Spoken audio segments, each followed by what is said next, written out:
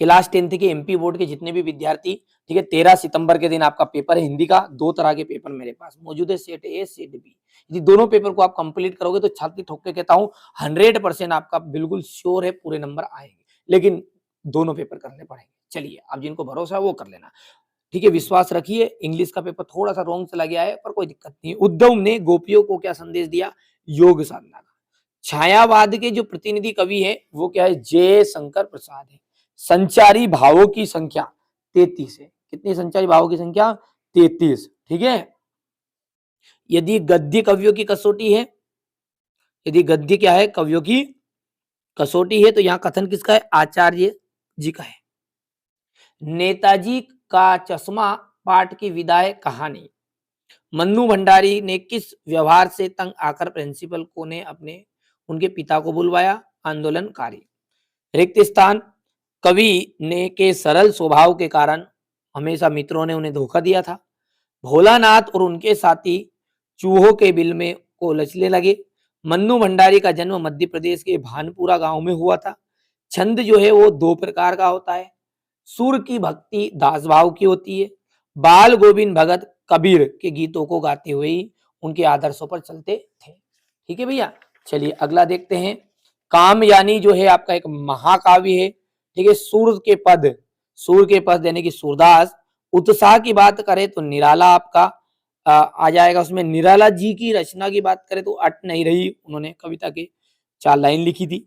राम लक्ष्मण पर सुसंवाद तुलसीदास जी की रचना है। आत्मकथ्य के जो कवि है वो है आपके जयशंकर प्रसाद। आत्मकथा कविता पहली बार हंस पत्रिका में प्रकाशित हुई, बिल्कुल सत्य बात है। बाल गोविंद भगत के गीतों में प्रभु मिलन का भाव होता था, सत्य है। जॉर्ज परचम की नाक में सरकारी तंत्र का पर व्यंग किया गया है, सत्य है। रामचरितमानस एक खंड काव्य, असत्य है। एकांकी में 4 अंक होते, बिल्कुल सत्य बात है, ठीक है भैया। थोड़ा सा बड़ा कर लेते नहीं, अच्छे से दिखेगा। देखो हो गया इतना। और जहां दोनों पद प्रधान हो वहां दिग्गु समास होता, असत्य बात है, ठीक है भैया। यहाँ पर देखो सूरदास भक्ति काल के किस शाखा के कवि है? कृष्ण भक्ति शाखा के कवि है। रामचरितमानस का प्रमुख छंद कौन सा? चौपाई छंद है। आधुनिक कविता हिंदी गद्य का विकास किस युग में प्रारंभ हुआ? भारतीय हिंदू युग में। आत्मकथ्य कविता के कवि मधु का प्रयोग किसके लिए किया है? स्वयं के लिए। रीति काल का समय कब से कब तक माना जाए? यहाँ से आपके क्वेश्चन आंसर शुरू हो गए, बढ़िया से आप कंप्लीट करना है, ठीक है। दोनों तरह के पेपर का सॉल्यूशन मैं आपको प्रोवाइड करा दूंगा। तुलसीदास जी की 2 काव्यगत विशेषताएं लिखिए। सूर्यकांत त्रिपाठी निराला का साहित्य में स्थान लिखिए। उद्धव के व्यवहार की तुलना किन किन से की गई है? परशुराम के क्रोध पर करने पर धनुष ने परशुराम के क्रोध करने पर लक्ष्मण ने धनुष टूट जाने के लिए कौन से तर्क दिए? ठीक है। कवि ने आत्मकथा लिखने के लिए क्यों बचना चाहता है? कवि की आंख फाल्गुन की सुंदरता से क्यों नहीं हट रही? यहाँ से देखो आप बढ़िया ध्यान से। अतिशयोक्ति अलंकार की परिभाषा, बिल्कुल सिंपल से प्रश्न तो आप देखो, ठीक है, बहुत ही आसान से प्रश्न आएंगे आपके, ठीक है। ये आपका पूरा जो है त्रैमासिक सिलेबस के अकॉर्डिंग ही पेपर है, ठीक है। यहाँ से देखिए अब क्वेश्चन नंबर जो 19 है, ठीक है, यहाँ पर देखो हो गया ये। दीपावली पर एक माँ और बेटे के बीच में संवाद बताना है, ठीक है। अब दीपावली पर माँ और बेटे के बीच में आप संवाद बताओ ना, तो यहाँ से आप संवाद कर लेना, ठीक है। मैं बता देता हूँ आपको, दीपावली के ऊपर से है ना ये। बेटा बोल रहा है माँ दीपावली कब आएगी? बेटा दीपावली तो कार्तिक माह में आएगी। या कितने दिन का त्योहार होता है माँ? बेटा ये तो 5 दिन का त्योहार होता है। पहले दिन क्या होता है? बाकी जो आप करोगे पूरा पढ़ोगे जिसमें याद हो जाएगा, ठीक है। ये आपको कर लेना है, ठीक है। अब अगला समझ लेते हैं। नात निम्नलिखित पद्यांशों के संदर्भ और भावार्थ लिखना है। नात शंभु धनु भंज निहारा, होयहु केहू एक दास तुम्हारा, आयसु कहा कीन किन मोही, सुन रिसाय बोले मुनि कोई। ध्यान से समझिएगा प्रश्नों को, यही पे याद करा दूंगा, ठीक है। नाथ शंभुधनु, यहाँ पर देखिए जब परशुराम जी बहुत ज्यादा क्रोध हो रहे थे ना, आप सब जानते हैं कि राम भगवान ने धनुष तोड़ दिया है, हर बच्चा जानता है।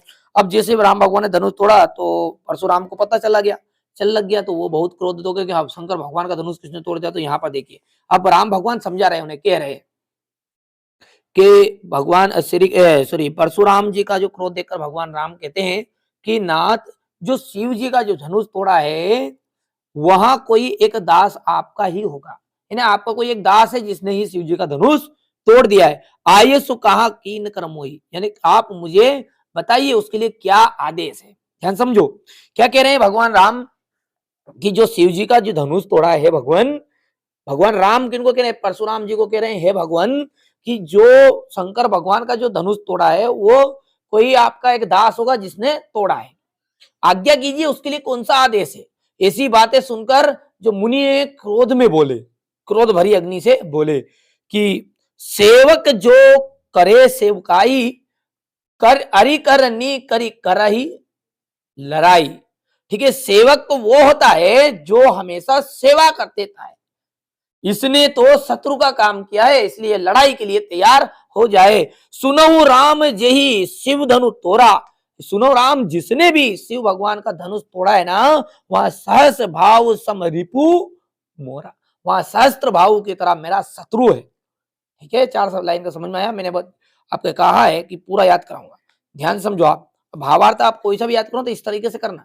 ठीक है, बिल्कुल क्लास 10 की पूरी तैयारी कराएंगे, त्रैमासिक का जो पेपर है। ठीक है, जो पेपर हमारे पास आता है भैया वही बता रहे हैं। ठीक है, अब इसके भरोसे आप पूरा मत बैठो, याद करो 100% दावा है आएगा दोनों पेपर में से।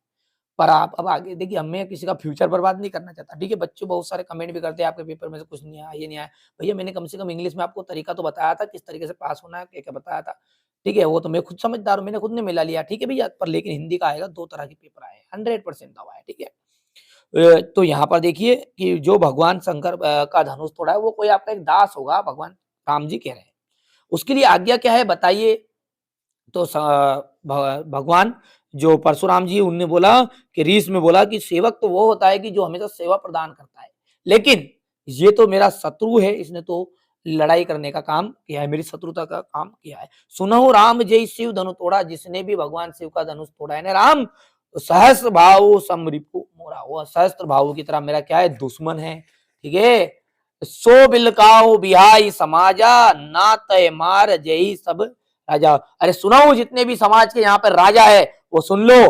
ठीक है, जो भी वो मेरा दोषी है, जो भी मेरा शत्रु है, उसको आप सब सामने कर दो, वरना वहां ये सब राजा है ना, इनको सबको मैं मृत्यु के घाट उतार दूंगा। आप तो पता है परशुराम जी दिन भर क्रोध में रहते थे। ठीक है, सुनी मुनि वचन लखन मुस्काने, अब लखन जी को तो साहब ठिठोली आ गई इस बात पे। ठीक है, साहब देखो इतना गुस्सा एक धनुष पे टूटने पर। तो सुनी मुनि वचन लखन मुस्काने, बोले परसु धरई अवमाने, यानी कि परशुराम जी का अपमान करते हुए बोले वो कि सुनी मुनि वचन तोरी लड़काई, कबहु न असिरीस करई गुसाई, कि हमने तो बचपन में ना जाने कितने धनुष तोड़ दिए, तब तो आपने ऐसा क्रोध नहीं किया। अब इससे ऐसी क्या प्रीति थी, इस धनुष में ऐसा क्या था कि ये एक लकड़ी का टुकड़ा टूट गया तो आप इतना गुस्सा कर रहे हो। तो इस तरह से आपको व्याख्या लिखनी है। ठीक है भैया, अब मैंने तरीका बता दिया, आपको समझा भी दिया है, हो सकता है आपको समझ में आया या ना आया हो। ठीक है, कमेंट करके जरूर बता देना। ठीक है, मेहनत में कोई कमी नहीं है मेरी। ठीक है, यहाँ पर आप देख यहां से देख सकते हैं, ये इसका भावार्थ है। कर लोगे कंप्लीट। चलिए आगे बढ़ते हैं। उदऊ तुम हो अति बड़ भागी, अपरस सहत सने तागाते नहीं मन अनुरागी, पुरहिन जल महातेल की गागरी, बूंद ना ताको लागी। उदो तुम तो बड़े ही भाग्यशाली हो।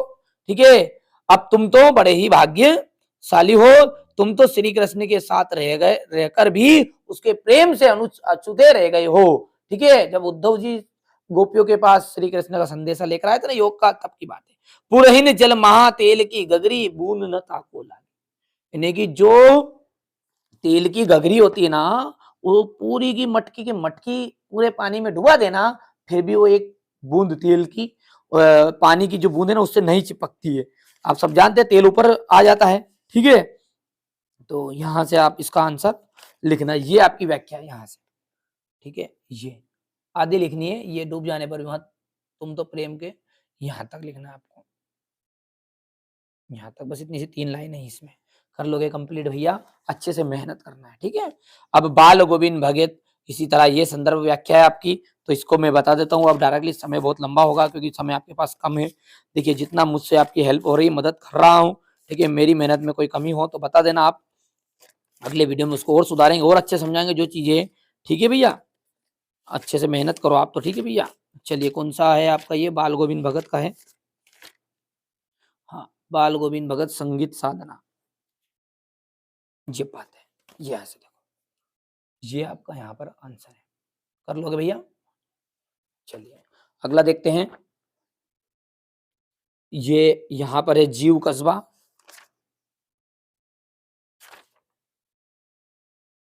ये जीप कस्बा, ये वाला है। ठीक है, कर लोगे? अच्छे से ध्यान से देखना और अच्छे से समझना आपको तो। अब क्वेश्चन नंबर से जो 21 है उसमें देखिए, मनुष्य का जो जीवन है ना बहुत संघर्ष में होता है। उसे पग-पग पर कठिनाइयों का सामना करना पड़ता है। फिर भी ईश्वर के द्वारा मनुष्य रूपी वरदान की निर्मिति इस पृथ्वी पर हुई है। देखिए मनुष्य का जो जीवन है, अर्थ समझ लेते थोड़ा-सा फिर आंसर देखेंगे, कि मनुष्य का जो जीवन होता है ना बहुत ही संघर्षशील होता है। ठीक है? जब जन्म लेता है तो माँ संघर्ष करती है बेटे के लिए, बहुत ज़्यादा दर्द सहन करती है। उसे पग-पग पर कठिनाइयाँ होती है, बचपन में बालक जो होता है उसको पैर पे खड़े होने के लिए बहुत कठिनाइयों का सामना करता है, कभी गिरता है, कभी पड़ता है। फिर उसके जीवन फ्यूचर बनाने के लिए वो फिर 12वीं तक पढ़ता है बड़ी तरीके से, 12 साल तक। ठीक है? उसके बाद में भी वो उसका कुछ नहीं होता है। ठीक है? बहुत सारे बच्चे नाकाम हो जाते हैं। तो इस तरह से मनुष्य का जो जीवन है ना, भले कोई सी फील्ड हो, पहले फ्यूचर आगे के लिए 12th पास किया, कॉलेज-वॉलेज आए, फिर जीवन से संघर्ष होता है। ठीक है? तो यानी कि मनुष्य का जीवन है बहुत ही संघर्ष में है। पग-पग पर उसे कठिनाइयों का सामना करना पड़ता है। फिर भी ईश्वर के द्वारा मनुष्य रूपी जो वरदान है, निर्मित इस पृथ्वी पर हुई है। मानव पृथ्वी का, धरती का रूप ही बदल गया। फिर भी मनुष्य के, भगवान ने जो मनुष्य बनाया उसके कारण पृथ्वी का रूप ही बदल गया। यहाँ संसार कर्म करने वाले मनुष्यों का आधार पर ही टिका है, जो व्यक्ति मेहनत करते हैं। अब देखिए पेपर में बता रहा हूँ, आप मेहनत करो, ये भी याद करो, उसके अलावा अतिरिक्त भी पढ़ो, ऐसी कोई दिक्कत थोड़ी है। पहले इसको पढ़ लो, ये बहुत ज्यादा इंपॉर्टेंट है तो। ठीक है भैया? तो यहाँ संसार पर कर्म के आधार पर मनुष्य पर ही टिका हुआ है। देवता भी उनसे ईर्ष्या करते, द्वेष करते। मनुष्य अपने कर्म बल के कारण ही श्रेष्ठ है। धन्य है मनुष्य और मनुष्य का जीवन। अब इस गद्यांश का जो शीर्षक है तो आप खुद देख के बता सकते हो क्या होगा। ठीक है? संघर्षशील मनुष्य यानी यथार्थ मनुष्य बोल सकते हैं आप। यहां से देखो ये आंसर। ठीक है भैया? अब इसके बाद में कल तो कहाँ है ये, इसके बाद ये इसी का अथवा यहाँ पर है, ये हो गया। इसके बाद में यहाँ से देखिए लाउड स्पीकर की एप्लीकेशन है, अब तो ये तो याद कर लेना आप। और ये रहा आपका क्वेश्चन नंबर 23।